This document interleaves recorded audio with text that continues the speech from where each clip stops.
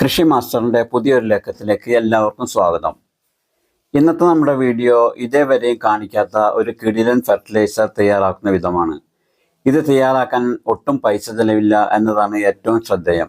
നമ്മുടെ അടുക്കളത്തോട്ടത്തിലെ ചെടികളുടെ വളർച്ചയ്ക്ക് വളരെയേറെ ഗുണം ചെയ്യുന്ന ഒന്നാണ് ഈ ഒരു ഫെർട്ടിലൈസർ. വളക്കൂറില്ലാത്ത മണ്ണിനെയൊക്കെ വളക്കൂറുള്ളതാക്കാൻ കഴിവുള്ള ഒന്നാണിത്. ഇത് ഏറ്റവും എഫക്റ്റീവായി കാണുന്നത് കറിവേപ്പ് തൈകൾക്കാണ്. കാലം കുറേ കഴിഞ്ഞിട്ടും പലരുടെയും കറിവേപ്പ് തൈ ഈ കാണുന്നത് പോലെ മുരടിച്ച് നിൽക്കുകയാണെങ്കിൽ ഈ ഒരു ഫെർട്ടിലൈസർ കൊടുത്തു കഴിഞ്ഞാൽ ഈ കറിവേപ്പ് കാട് പോലെ വളരുമെന്നത് ഒരു നേർക്കാഴ്ച തന്നെയാണ്.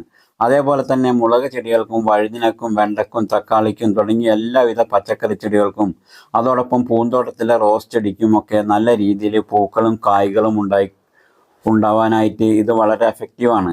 ഇത് ചെടികൾക്ക് ഒഴിക്കുന്നതിന് മുമ്പായിട്ട് കറിവേപ്പായാലും മുളക് ചെടിയായാലും തക്കാളി ആയാലും റോസ് ചെടി ആയാലും മുരടിച്ച് നിൽക്കുന്ന കൊമ്പുകളൊക്കെ ഒന്ന് പ്രൂൺ ചെയ്യുന്ന പോലെ മുറിച്ചു കൊടുക്കണം. അതിനുശേഷമാണ് ചെടികൾക്ക് ഇത് ഒഴിച്ചു കൊടുക്കേണ്ടത്. ഇത് തയ്യാറാക്കുമ്പോൾ വെള്ളം ചേർത്ത് നേർപ്പിക്കുന്നതിന് പകരം അരി കഴുകിയ വെള്ളം ഉപയോഗിക്കുകയാണെങ്കിൽ ചെടികൾ ഒന്നുകൂടെ തഴച്ചു വളരും. അപ്പോൾ ഈ ഒരു ഫെർട്ടിലൈസർ ഉണ്ടാക്കാൻ ഉപയോഗിക്കുന്നത് ഇറച്ചി കഴുകിയ വെള്ളമാണ്. ഇറച്ചി പോലെ തന്നെയാണ് മീൻ കഴുകിയ വെള്ളവും ഉപയോഗിക്കാവുന്നതാണ്. ഇറച്ചിയും മീനുമൊക്കെ ആദ്യവും രണ്ടാമതും കഴുകിയെടുക്കുന്ന ബ്ലഡ് കലർന്ന വെള്ളമില്ലേ, അതാണ് ഈ ഒരു ഫെർട്ടിലൈസർ ഉണ്ടാക്കാൻ വേണ്ടി എടുക്കേണ്ടത്. ഇത് അതേപോലെ തന്നെ ചെടിയുടെ ചുവട്ടിൽ ഒഴിച്ചു കൊടുത്താൽ നമുക്ക് പണി കിട്ടും. ഉറുമ്പിൻ്റെ ശല്യവും അതുപോലെ പെരിച്ചാഴിയുടെ ശല്യമൊക്കെ ഉണ്ടാവും. അതുകൊണ്ട് ഇതിലെ ചെറിയ ചെറിയ മാംസത്തിൻ്റെ കഷ്ണങ്ങളൊക്കെ മാറ്റാനായിട്ട് ഈ വെള്ളം ഒന്ന് അരിച്ചെടുക്കണം. പഴയ ചായ അരിപ്പ ഉണ്ടെങ്കിൽ അത് ഉപയോഗിച്ചാൽ മതി. അരിച്ചെടുത്തതിന് ശേഷം ഇതിലേക്ക് 1/2 ടീസ്പൂൺ അളവിൽ മഞ്ഞൾ പൊടി കൂടി ചേർത്ത് നല്ല പോലെ ഒന്ന് ഇളക്കി മിക്സാക്കി എടുക്കണം. മഞ്ഞൾ ചേർക്കുന്നതുകൊണ്ട് ഉറുമ്പിൻ്റെ ശല്യം മാറിക്കിട്ടും. ഇനി ഇതിലേക്ക് കുറച്ച് വെള്ളം ചേർത്ത് തിക്നെസ് ഒന്ന് കുറക്കണം.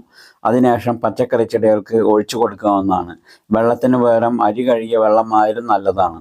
ഇറച്ചി കഴുകിയ വെള്ളത്തിലും മീൻ കഴുകിയ വെള്ളത്തിലും ധാരാളം അളവിൽ നൈട്രജൻ, ഫോസ്ഫറസ്, പൊട്ടാഷ് എല്ലാം നന്നായി അടങ്ങിയിട്ടുണ്ട്.